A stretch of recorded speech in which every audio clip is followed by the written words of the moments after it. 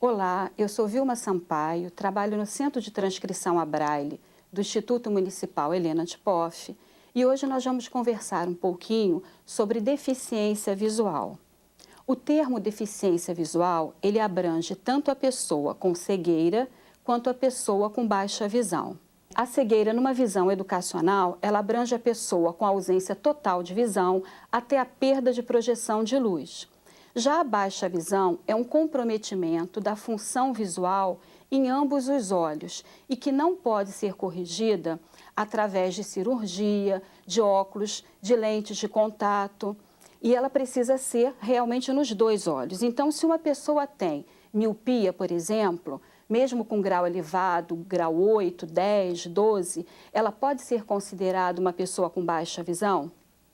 Não, porque a baixa visão, ela não é corrigida. A miopia, ela pode ser corrigida através de lente, de cirurgia, de óculos. Então, uma pessoa que tem astigmatismo, hipermetropia, ela pode ser considerada uma pessoa com baixa visão? Também não, porque tanto a miopia quanto o astigmatismo também são corrigíveis. Uma pessoa, por exemplo, com visão 100% em um olho e cega no outro olho, ela é considerada uma pessoa com baixa visão?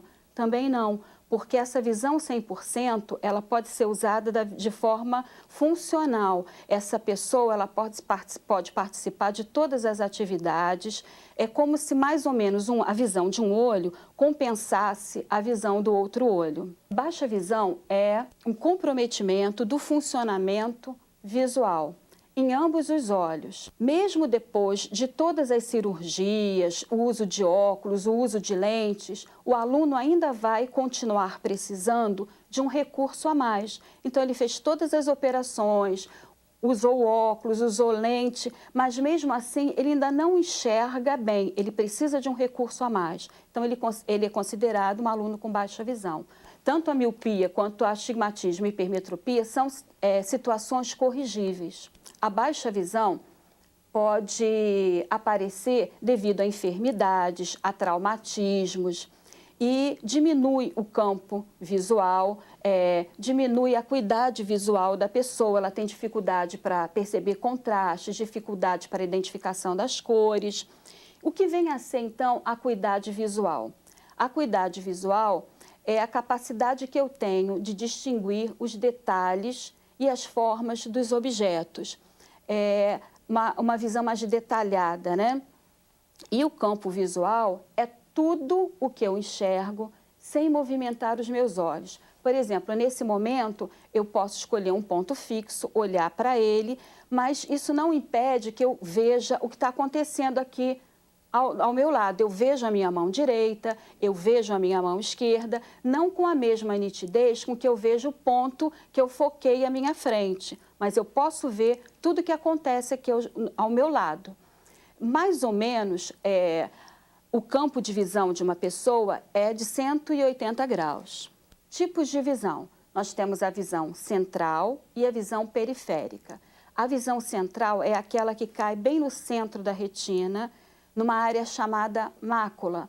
Essa visão é muito rica de detalhes, né? Ela é importante para a leitura de perto, ela é importante para a gente enxergar de longe. Então, e para todas as atividades que vão requerer que a gente tenha um cuidado maior com os detalhes, como, por exemplo, pintar as unhas, bordar, costurar, ler, escrever. Então, se a nossa criança tem algo na visão central, com certeza ela vai apresentar alguma dificuldade na leitura e na escrita. E a visão periférica é tudo que eu posso ver fora do meu campo de visão. Então, o que eu posso ver do meu lado é a visão periférica. E essa visão periférica, ela é responsável, ela é importante para a locomoção. Uma pessoa com boa visão periférica tem uma boa locomoção. O que pode acontecer? Nós recebemos um aluno, ele se movimenta bem pela sala, ele não costuma esbarrar, ele anda bem, mas ele não consegue ler, não consegue escrever, ou ele escreve e não lê direito, ele apresenta uma dificuldade. Talvez haja um problema na visão central, porque é justamente a visão central responsável pela leitura e pela escrita. Então, às vezes, nos confunde, porque quando nós recebemos um aluno que é cego, fica visível logo naquele momento que ele não enxerga. Mas quando nós recebemos um aluno com baixa visão, muitas vezes nós demoramos um pouquinho para perceber que a necessidade que ele tem, ou que a dificuldade que ele tem, é ligada à baixa visão. Nós vemos agora uma imagem de uma pessoa com visão normal, né? Uma menininha no balanço. E logo embaixo nós temos uma imagem de como enxerga uma pessoa, isso mais ou menos, né? Como enxerga mais ou menos uma pessoa que tem catarata. Então, esse aluno na sala de aula, ele vai perceber, ele vai ver o que está acontecendo, mas é uma visão embaçada. E nós já falamos, né, logo no comecinho, que a baixa visão não é corrigível. Nós vamos precisar oferecer um recurso a mais para que o nosso aluno que apresente esse tipo de visão, ele possa utilizar melhor aquele resíduo visual que ele tem. E o que nós precisamos fazer?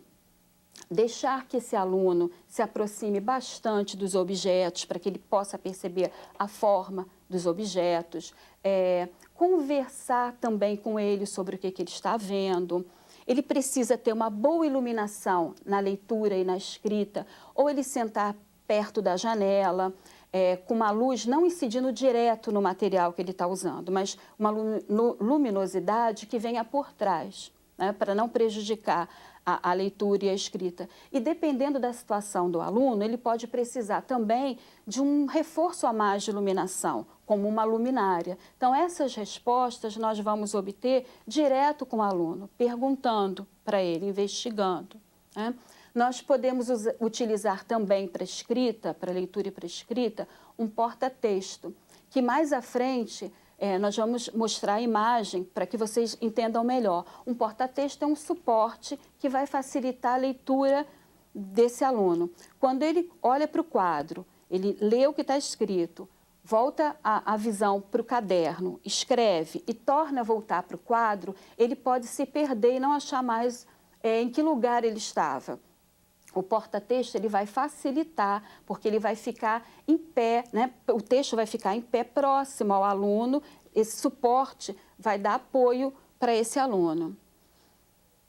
O aluno também deve usar lápis 6B ou 3B. Por quê? Porque tem um grafite mais escuro, então vai facilitar a leitura também. Canetinha de ponta porosa, canetinha hidrocor, nem sempre o aluno vai conseguir escrever usando um lápis 6B.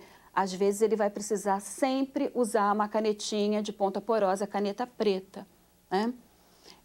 Dependendo da condição do aluno, de como ele enxergue, a gente vai precisar de caderno ampliado ou não. Por que eu coloco dependendo da situação? Porque é difícil a gente encontrar um aluno que tenha baixa visão que enxergue exatamente igual ao outro. Mais à frente nós vamos falar um pouquinho mais, com mais detalhes sobre isso. Nessa imagem, nós estamos com uma imagem com a pessoa com visão normal e aqui embaixo nós temos a mesma imagem apresentando uma mancha escura no centro. Isso mostra que a pessoa não tem visão central, ela tem visão periférica, mas ela não tem a visão central. Então, provavelmente, nas atividades de leitura e escrita, essa criança vai apresentar alguma dificuldade. Ela tem a visão lateral, né, a visão periférica normal. Então, com certeza, ela vai se locomover sem esbarrar, ou ela vai ter facilidade de locomoção, porque ela tem a visão periférica perfeita. E o que nós podemos fazer para ajudar o nosso aluno que enxerga dessa forma a usar melhor o resíduo visual que esse aluno tem? Nós temos que conversar muito com ele sobre o que ele está vendo, porque, na verdade, atrás daquela mancha escura, que nós não temos como precisar, vai depender da doença que a criança apresente, se é uma manchinha pequena, se é uma mancha maior, tem uma cestinha de lixo. Então, nem tudo ela está vendo o que está no centro. É como se ele fosse olhar um relógio de pulso, por exemplo, ele consegue ver o contorno do relógio, mas não consegue ler as horas, porque ele não tem visão central. Então, nós temos que conversar muito com essa criança. Nem sempre a criança vai precisar de ampliação. Por que eu digo nem sempre vai precisar de ampliação? Porque a gente não tem uma criança com visão com baixa visão igual a outra. Então, nós vamos precisar investigar isso com o aluno, se ele vai precisar de ampliação ou não. Ele pode movimentar o papel, movimentar o olhar ou a cabeça para encontrar um foco de visão melhor para ele poder ler. Ele vai conseguir ler enxergando dessa forma? Vai, porque ele tem ali visão periférica, só que essa visão periférica não é a visão ideal para a leitura. Ela é ideal para locomoção e não para leitura. Então, ele pode inclinar a cabeça, movimentar o papel para encontrar o foco melhor de visão. Glaucoma e retinose pigmentar. Nós podemos ver na imagem abaixo que a pessoa ela está perdendo um pouco da visão dos lados, ela está perdendo a visão periférica, ela tem a visão central nessa imagem. Então, provavelmente, a dificuldade maior será na locomoção. E mesmo não sendo uma criança cega, com certeza ela vai precisar de uso de bengala para ambientes novos ou para se locomover à noite, né? Nós temos sempre, em todas as situações, conversar com o nosso aluno, dar situações para ele de exploração, vivenciar situações com o nosso aluno. Sempre utilizar lápis 6B ou 3B, porque é um lápis que tem um grafite mais escuro, ou canetinha hidrocor, caneta de ponta porosa. Nem sempre o aluno consegue enxergar com lápis 3B ou com lápis 6B, então a gente vai usar a caneta de ponta porosa. Vai usar porta-texto para facilitar a leitura, para quando ele estiver copiando do quadro, ele não se perder, o porta-texto vai ajudar, o texto vai ficar mais próximo dele. Temos que ter uma preocupação muito grande e não colar uma linha na outra, escrever numa linha, pular a linha, escrever na outra linha, para ajudar o aluno a utilizar melhor essa visão que ele tem. Nós estamos vendo nessa outra imagem doenças degenerativas da retina. Nós podemos perceber que esse aluno ele só tem um pouquinho de visão de um lado, não tem uma forma certa, ele está perdendo a visão que ele tem. Nessa outra imagem, também nós temos doenças degenerativas da retina que se apresentam de outra forma. São inúmeras as doenças e inúmeras as formas com que ela se apresenta. Em cima nós temos o texto perfeito e aqui aparecem manchas. Vai ficar muito difícil para o aluno conseguir ler dessa forma, né? Então, ou ele vai movimentar o papel, ou ele vai inclinar a cabeça, mas ele vai procurar um campo de visão que ele possa ler. As preocupações que nós temos sempre com o tamanho da letra, que tipo de fonte nós vamos usar para o aluno, se a letra vai ter negrito ou não vai ter negrito, porque nem sempre um material vai servir para o outro. Não é porque ele tem baixa visão que ele vai precisar sempre de ampliação. A resposta vem do nosso aluno. Sinais mais comuns de alteração visual: irritação dos olhos, náusea, dupla visão, hábito de esfregar os olhos, franzir a testa, inquietação, irritabilidade. São sintomas que podem mostrar que a criança tem um problema visual. Nem todos esses sinais são sinais característicos. Não, ele tem tal sintoma, ele esfrega muito os olhos, ele tem um problema visual. Mas são sinais que devem nos deixar atentos para observar mais o nosso aluno. Pestanejamento contínuo, capacidade de leitura por curto período de tempo, também é um indicativo de que pode haver um problema visual. Inclinação da cabeça para um lado, para o outro, uma forma estranha de pegar o livro para ler, ou bota de um lado, bota do outro, aproxima demais o livro na leitura, afasta muito esse livro na hora de ler, cautela excessiva ao andar, correr quase nunca, medo que a criança pode ter. Então, nós devemos ficar muito atentos porque, de repente, o desempenho do aluno não é tão bom porque ele tem um problema visual. Algo muito importante é a avaliação funcional, porque ela vai revelar dados desse nosso aluno, né? O nível de desenvolvimento visual, como ele utiliza esse resíduo de visão, necessidade de adaptação de luz, contraste, mas o professor vai perceber isso no trabalho diário com esse aluno, na observação diária com o aluno, porque, como eu já disse, o aluno vai nos dar essa resposta. A avaliação funcional também é muito importante, porque é em cima dessa avaliação funcional que nós vamos confeccionar os materiais que são necessários para que esse aluno possa desenvolver melhor essa visão. Então, a avaliação funcional também abrange a adaptação de recursos ópticos e não ópticos. O professor deve buscar alternativas e elaborar meios para que essas informações cheguem de uma forma ou de outra. Mas como ele vai fazer isso? Através da utilização dos sentidos remanescentes desse aluno.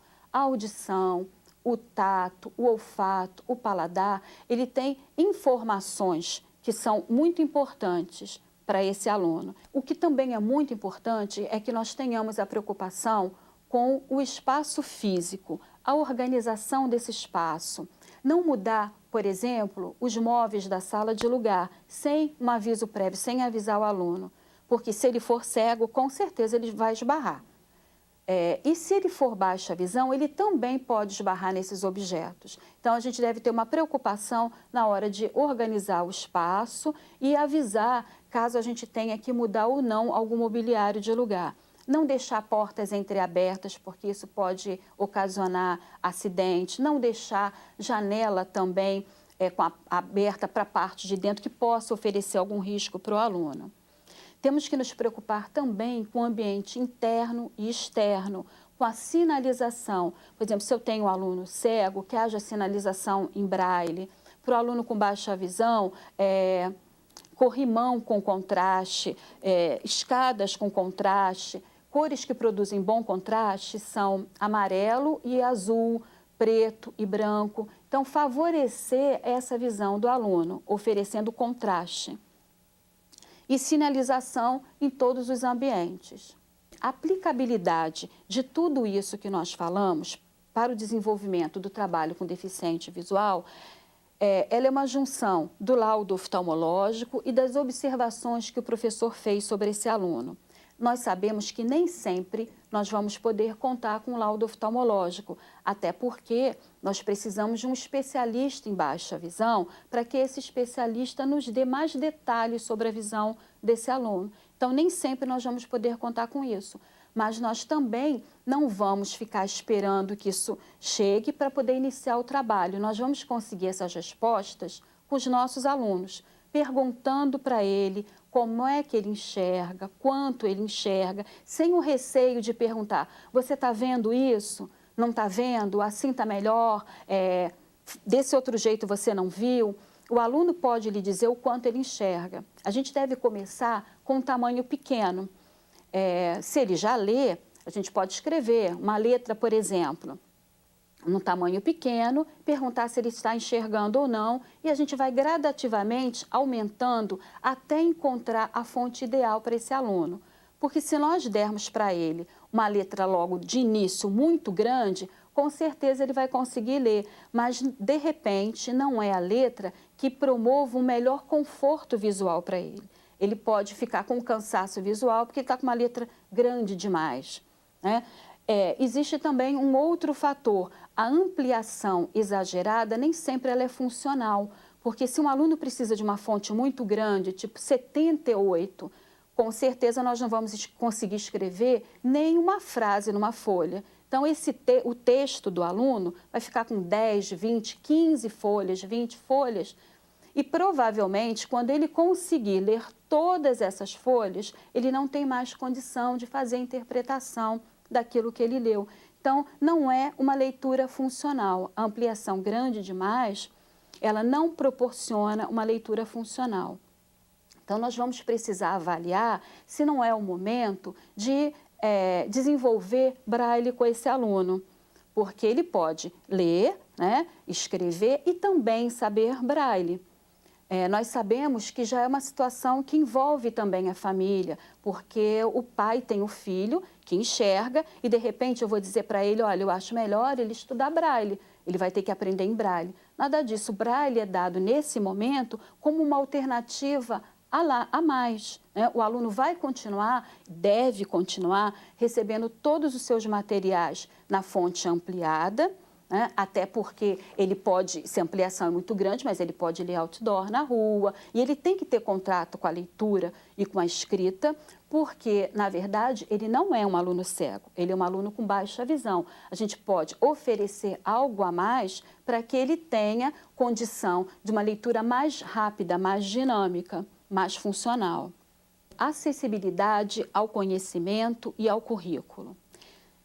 Braille, acessibilidade ao conhecimento e ao currículo. Os livros, livro ampliado, livro com braille tinta. Na imagem nós podemos perceber que um lado do livro ele está escrito em braille e no outro lado em tinta. E por que isso? Para promover a inclusão. Se o professor na sala, naquele momento, ele não conhece braille, ele pode receber o seu aluno, porque de um lado está escrito a tinta, então ele vai saber exatamente o que está escrito do outro lado. E também com os outros alunos, isso é muito bom e é importante. Nós temos também alguns materiais adaptados que vocês estão vendo ali, o material de geografia, o globo terrestre adaptado, uma caixinha de alfabetização. Vocês podem perceber que tem uma letra ampliada, dado, né, tá ampliado, em cima, dado escrito em braille e ao lado o próprio dado, para que o aluno possa ter contato com o material. É muito importante que ele possa usar todos esses materiais. Então, dentro da caixinha tem várias miniaturas. E o porquê disso? Quando nós apresentamos um material para um aluno que não enxerga, por exemplo, uma pulseira de plástico, e eu digo que isso é pulseira, como ele não enxerga, ele vai acreditar que só existe aquela pulseira. Então, o que tiver redondinho de plástico é pulseira. Mas nós temos pulseira de metal, de bolinha, de couro. Então, nós temos que oportunizar experiências para o aluno, para que ele não tenha uma visão errada. Seria a mesma coisa que oferecer uma girafa, por exemplo, de plástico e dizer, olha, isso aqui é uma girafa. Ele precisa saber que aquela é uma representação, aquele é um bichinho de plástico, qual material foi confeccionado e que a girafa não tem aquele tamanho real, né? Ele precisa ter oportunidade de vivenciar. Temos ali também um quadro de medidas para trabalhar a matemática, ele vem escrito em braille, em tinta, para que tanto um aluno com baixa visão como um aluno cego possa utilizar o mesmo material, e não só o aluno com baixa visão e o aluno cego, todos os alunos da turma podem utilizar esse mesmo material. Vocês podem perceber que eles são confeccionados com material de baixo custo, né? Na verdade, a gente tem que ter uma preocupação que com o uso a gente precisa refazer, mas todos são feitos com material de baixo custo. Ali no centro nós temos um plano cartesiano para trabalhar produto cartesiano, funções matemáticas, também material de baixo custo.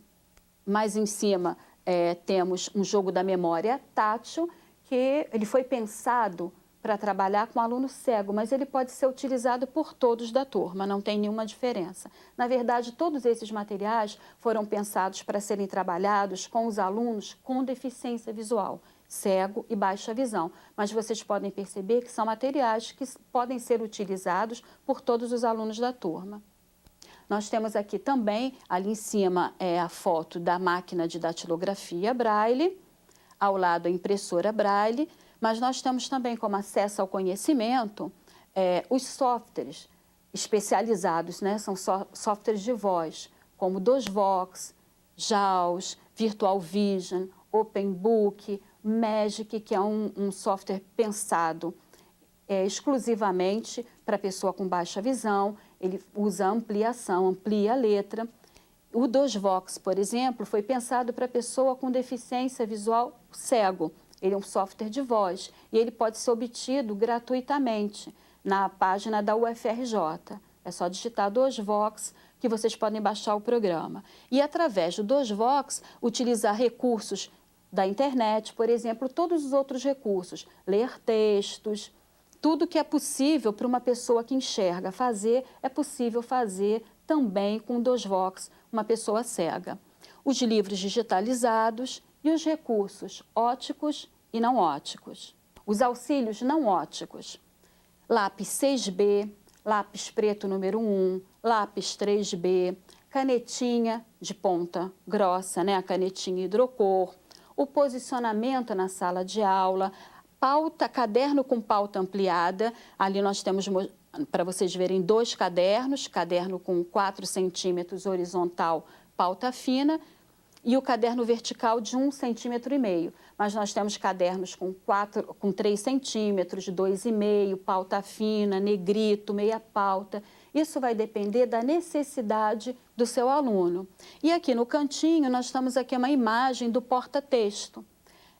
Na parte da frente, a gente prende o texto e tem uma reguinha logo abaixo que ajuda na mudança de linha. Escrever uma linha, bota a reguinha para baixo. E várias posições para inclinar mais o texto ou para deixar o texto mais perto do aluno. Esse material é feito de madeira, mas nós fazemos também muito material de papelão. Tem a mesma funcionalidade. Auxílios ópticos são óculos, lupas e telelupas. Esses óculos são óculos especiais, são óculos com lentes especiais prescritas por oftalmologista. Na verdade, os auxílios ópticos, eles são prescritos sempre por oftalmologista. As lupas são lupas de mão e são recursos utilizados para perto. As telelupas são recursos utilizados para leitura, para enxergar de longe. Então, as lupas, nós temos lupas de mão, como eu já falei, a lupa eletrônica, que passa a imagem também na televisão, um recurso para perto. A criança pode sozinha, ela tem que controlar uma pequena caixinha que é colocada em cima do texto e o texto é jogado para a televisão com uma letra ampliada. Nós temos também ali em cima uma lupa eletrônica também, só que ela não é a manual, né? A bandeja que tem ali embaixo, ela corre com o texto e vocês podem perceber que o texto, a imagem é jogada ali para a tela, também ampliada. Então, não precisa que a criança segure nada, né? Facilita também uma criança que tem um problema motor. Nós tivemos óculos especiais com lente e aqui embaixo uma telelupa com uma visão para longe, né? Um auxílio de visão para longe. Nós conversamos um pouquinho hoje sobre deficiência visual.